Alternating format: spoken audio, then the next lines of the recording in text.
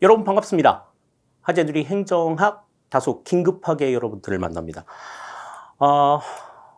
지난 2024년 12월 26일입니다. 12월 26일에 지방세 교부법이 개정이 됐어요. 지방세 교부법 개정안이 이제 개정이 되었는데 그 개정안의 골자가 이제 우리가 지방 재정에서 이제 의존 재원으로 이야기하고 있었던 소방안전교부세입니다. 소방안전교부세의 이제 그 교부의 내용들이 다소 조금 변동이 있었어요. 왜 변동이 있었는가?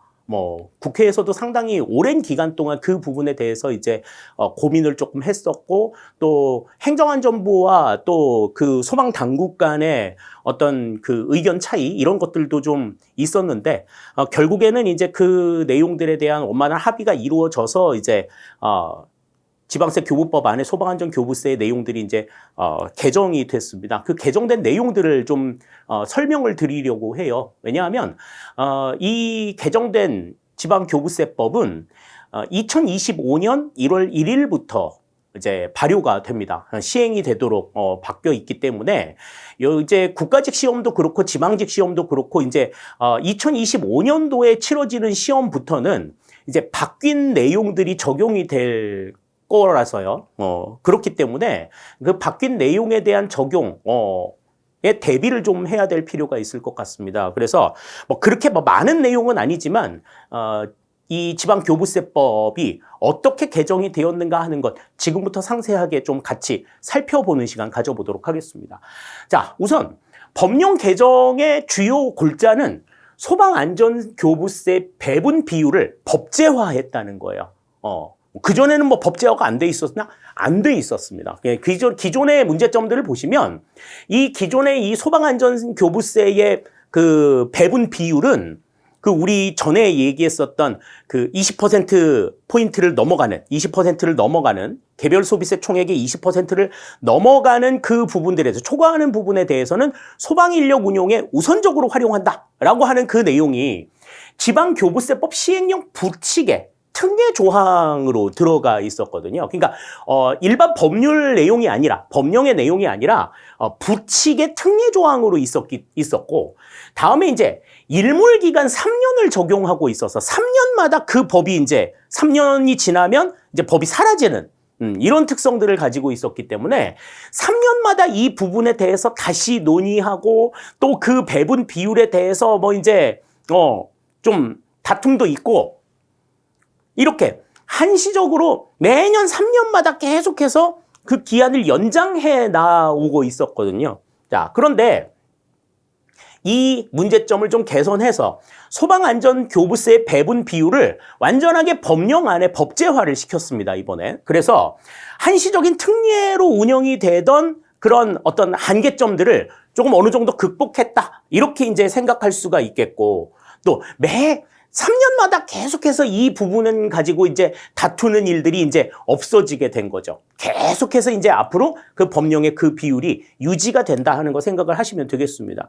그래서 소방의 부족한 재원 확보를 위해서 이 소방안전교부세가 도입이 됐는데 그 도입된 근본 취지를 그대로 살릴 수 있게 되었다는 점에서 우선은 굉장히 좀 환영할 만한 일이고, 굉장히 좀 앞으로 이제 이 소방 행정에 있어서 조금 더 진일보한 그러한 결과들을 가져오게 되리라는 생각이 좀 들어요.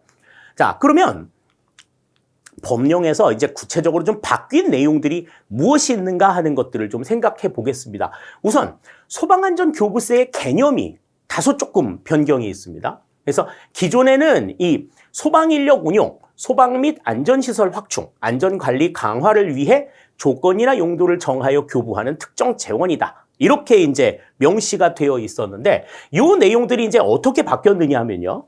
자, 별다른 차이는 없습니다만은 지금 여기 이 소방이라고 하는 요 단어가 이제 소방시설이라고 하는 내용으로 변경이 되었죠. 그래서 소방시설의 확충을 위해서 이 소방안전교부세가 조금 더 적극적으로 활용이 될 수 있는 여지들을 만들었다는 점에서 일단은 의의가 있다, 이렇게 볼 수가 있겠습니다. 그러니까 소방과 소방시설이 뭐 그렇게 크게 차이가 있겠나 이렇게 생각을 할 수도 있겠지만 워딩 자체를 가지고서 우리가 이제 선택 지문들이 굉장히 좀 다채롭게 변화된다는 사실들을 봤을 때 지금 이 소방이라고 하는 단어가 소방시설로 변화가 되었다라고 하는 점은 조금 눈여겨보실 만한 내용이다. 이렇게 우리가 생각할 수가 있겠어요. 자, 다음에 이제 두 번째로 봐야 될 것이 소방안전교부세의 재원 배분이 이제 바뀌어 있었어요. 자, 그래서 지금 이제 기존의 상황은 담배에 부과되는 개별 소비세 총액 45%를 이제 재원으로 하는데 그 재원 가운데에서 20%포인트를 초과하는 금액은 소방인력 운영에 우선 활용이 되도록 이렇게 돼 있었습니다. 그러니까 지금 개별 소비세 총액의 20%를 초과하는 금액, 이 금액이 소방인력 운용에 우선 활용이 된다. 이렇게 이제 볼 수가 있는 거죠. 자, 그런데 이 내용들이 좀 변경이 되는데 조금은 복잡해 보이죠? 자, 복잡하게 좀 바뀌어 있습니다. 일단 담배에 부과되는 개별 소비세 총액의 45%를 소방안전교부세의 재원으로 하는 것은 변화가 되지 않았어요. 이건 그대로 있습니다. 그런데 지금 이 담배에 부과되는 개별 소비세 총액을 40%와 5%포인트로 나누어서 40%포인트와 5%포인트로 나누어서 개별 소비세 총액의 40% 이상은 소방인력 운용과 소방시설 및 소방안전 강화에 5% 이내는 지방자치단체 안전시설 확충 및 안전관리로 사용하도록 이렇게 지금 변화가 되어 있습니다. 그러니까 지금 소방인력 운용과 제 전체의 45% 내용을 40%와 45%포인트로 구분을 해서 40%포인트는 소방인력 운용과 소방시설 및 소방안전 강화에 나머지 5%포인트는 지방자치단체 안전시설 확충 및 안전관리를 위해서 사용하도록 이렇게 구분이 되었다는 거죠. 그러니까 단순하게 그냥 소방인력 운영에 우선 사용하는 요 내용들을 정한 것보다는 조금 더 구체적으로 내용이 지금 바뀌어 있다고 볼 수가 있겠습니다.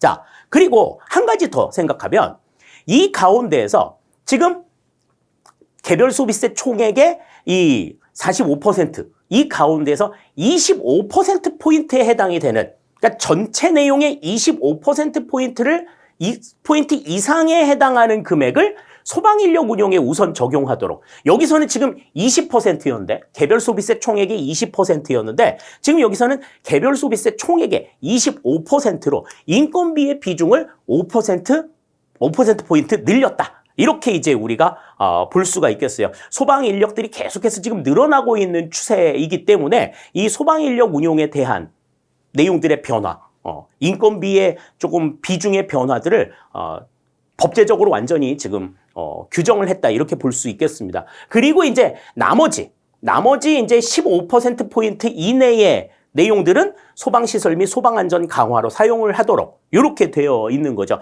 그러니까 지금 각각의 지금 비중 있는 내용들을 지금 여기 세 가지의 내용들이 나와 있는 것들이 이제 비중에서 이렇게 변화가 되었다. 이렇게 이제 생각을 하시면 되겠습니다. 소방인력 운영에 우선적으로 사용할 수 있는 그 비중의 범위가 이전보다 조금 5%포인트 늘어났다 하는 것을 이제 특징으로 좀 생각하실 수가 있겠고, 그리고 전체 개별 소비세 총액의 40%와 5%, 40% 이상을 소방인력 운용이나 소방시설, 소방안전 강화로 사용하도록 함으로써 이 부족한 소방시설이나 소방 환경의 여건들을 좀 개선할 수 있는 여지들을 만들었다라고 하는 것이 이번 그 소방안전교부세 재원 배분을 변경하게 된 주요 내용이라고 생각을 할 수가 있겠습니다. 그러니까 단순하게 지금 이 개별 소비세 총액의 20%를 초과하는 금액을 소방인력 운용에 우선 활용한다라고 하는 단순한 내용 이외에 지금 추가적으로 들어가 있는 내용들이 있어요.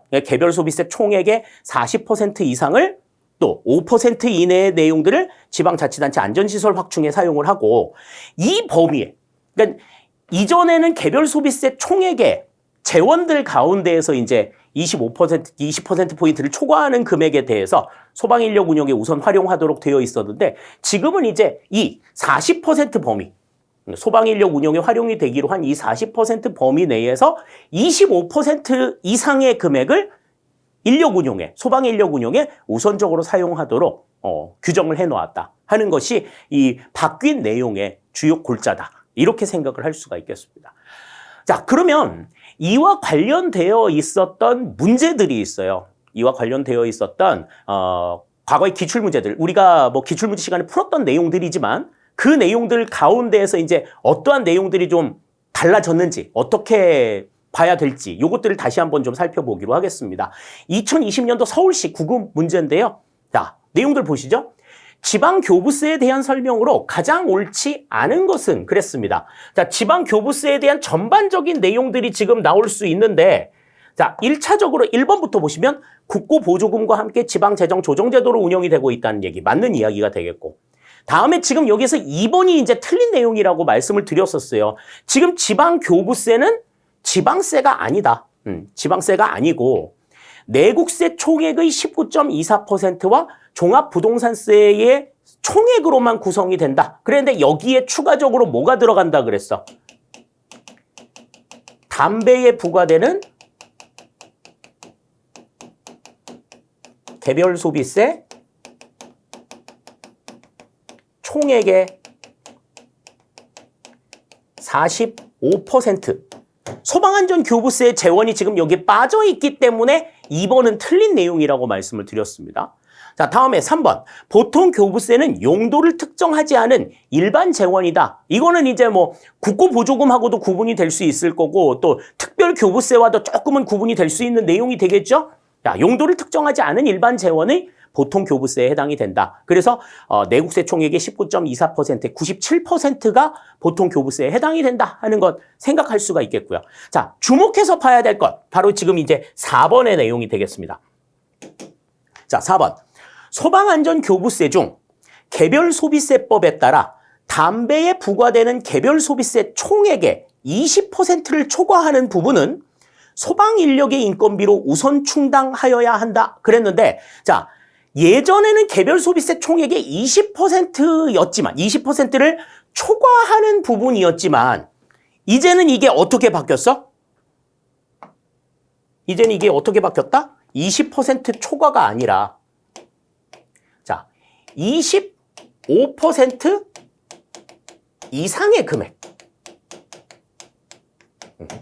20%, 25% 이상의 금액에 해당하는 부분은 이상의 금액을 소방인력 인건비로 우선 충당하여야 한다. 이렇게 봐야지 맞는 거죠. 그러니까 지금 이전의 법에는 초과라는 말이 나와 있지만 지금은 이게 이제 이상으로 바뀌었다는 것도 생각을 좀 해두셔야 돼요. 이것도 다시 한번 정리를 해두셔야 됩니다. 그러니까 4번도 지금 이제는 맞는 이야기가 아니다. 이렇게 이제 우리가 볼 수 있는 거죠. 따라서 지금 이 문제의 정답은 이제 과거의 2번도 정답이었지만 2번도 틀린 내용이었지만 4번도 이제는 맞는 내용이 아니다. 2번과 4번이 전부 다 정답이 된다. 이렇게 우리 생각을 할 수 있겠습니다.